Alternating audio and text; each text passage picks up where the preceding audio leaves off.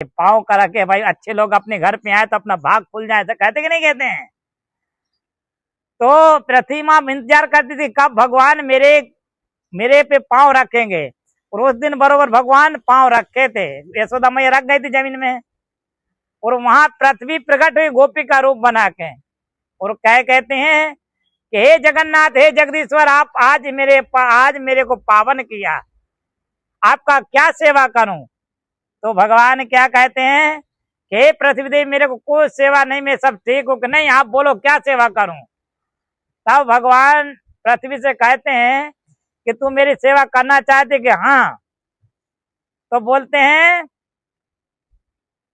कि तेरे ऊपर, तेरी गोद में जो मेरे संतो विचरण करते हैं, उनकी पग की रज, उनकी चरण की रज मेरे को दे दे, वो मैं ले लूं और मैं पावन हो जाऊं। तो प्रतिमा का नहीं, और कुछ मांगो, ये नहीं देने वाली हूं। तो के और मेरे को तेरी कोई सेवा चाहिए नहीं।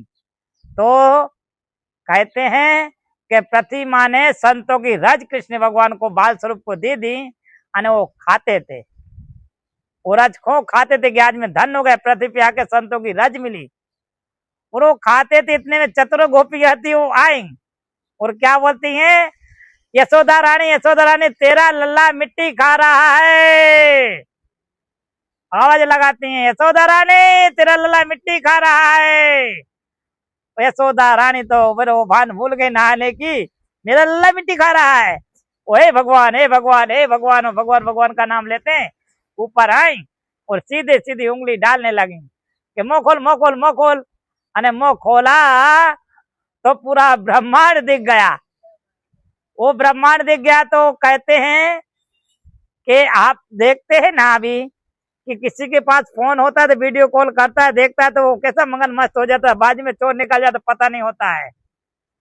इसी प्रकार से यशोदा रानी उसमें मगन मस्त हो गए, सब भान भूल गई कि सब क्या हो रहा, और सब गोपियां पाषाण हो गया, सब सृष्टि रुक गई, और यशोदा रानी भगवान के मुख में प्रवेश हो गई, और पूरा ब्रह्मांड देखती हैं, कितने कितने ब्रह्मा, कितने कितने विष्णु, हजारों कोटि सब देवी देवता देखते हैं। फिर देखने के बाद भगवान उनको बाहर निकाला, और वो क्या कहती हैं कि मेरे लल्ला को कुछ भूत लग गया है। क्या हो गया, भूत लग गया, नजर उतारने को जाना पड़ेगा। और कहते हैं कि ऐसे भगवान ने जब उनको ब्रह्मांड दिखाया है, फिर उन्हें भगवान ने बताया नहीं कि मैं ये ब्रह्मांड किसका है।